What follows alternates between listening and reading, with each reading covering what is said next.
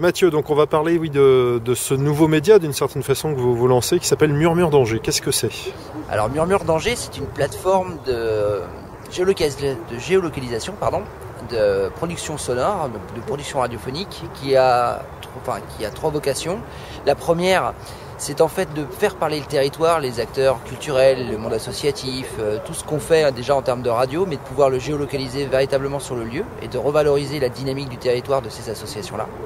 La deuxième partie, c'est sur les quartiers, la vie des quartiers, ce qui se passe de beau dans les quartiers. Par exemple à Belle-Bay, on a découvert qu'il y avait Habitrock. Voilà, c'était aller à leur rencontre, de voir ce qui s'y passait et de changer un peu l'image que l'on pouvait avoir des quartiers. Et la dernière partie, c'est sur les entreprises et les lieux de formation. L'intérêt, c'est de faire connaître les entreprises du territoire et surtout les métiers. Et parallèlement, on voudrait faire le lien avec les formations qui permettent d'accéder à ces métiers. Sachant qu'aujourd'hui, beaucoup de jeunes sont perdus un peu dans leur orientation. Et de fait, on s'est dit que voilà, ça pouvait être une bonne solution. Donc on a voulu créer cette plateforme en se disant, voilà, on va essayer de rassembler tout ça. Et le meilleur moyen, c'était de faire de la géolocalisation via une plateforme qui s'appelle donc Murmure d'Angers. D'accord, donc ça apporte un complément à ce que vous faites déjà par le biais de Radio Campus. Oui, c'est quelque chose qui permet de revaloriser aussi le travail, toutes les personnes qui viennent à la radio, toutes les associations qui participent au sous-marin, sur lesquelles il se passe plein de choses. Et au final, souvent le problème des radios, c'est qu'on fait du podcast. Et le podcast, il est éphémère. On se noie un peu dans toutes ces émissions, tout ce qui va exister par la suite, et au final on perd le fil. Donc ce qui était bien, c'est qu'avec la carte, on peut véritablement laisser du temps et de revaloriser véritablement l'action de l'association. Puisque une association, c'est pas juste ponctuel et une action, c'est une action quotidienne. Donc c'est bien de pouvoir revaloriser ce qu'ils font. Alors pour Murmure d'Angers, il y a aussi un appel à financement qui est toujours en cours. Oui, c'est un appel à financement donc, qui est pour du matériel, pour qu'on puisse continuer notre école radio-école, formation, qui permet d'acheter des enregistreurs, du matériel de captation, notre plateau mobile.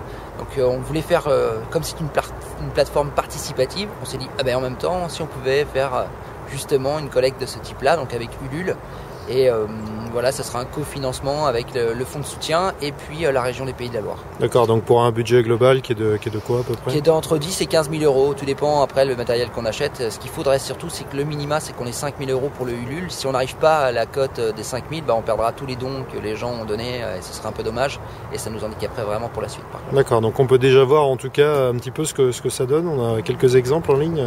Là, il y a des exemples nombreux. On a fait patrimoine, on a été voir l'histoire de la cathédrale à Saint-Maurice, parce que c'est vrai que c'est quand même une des pièces emblématiques de la ville, savoir un peu comment ça allait être raconté. Donc on a fait toute l'ambiance sonore avec les chœurs. On a été voir donc Habitrock pour ces associations de quartier. On a été voir le centre de formation Cointreau, puis IFD, l'Institut de formation et de développement. On a fait aussi sur Premier Plan, ce qui s'était passé donc au Palais des Congrès. Il y a un exemple dans chaque catégorie, puisque au final, sur le côté de la carte, vous avez un système de filtre qui vous permet de choisir entre interview, reportage, culture, musique, métier, patrimoine, etc. Il y a plein de choses à voir. Le meilleur moyen, c'est d'y aller et de vous rendre compte par vous-même.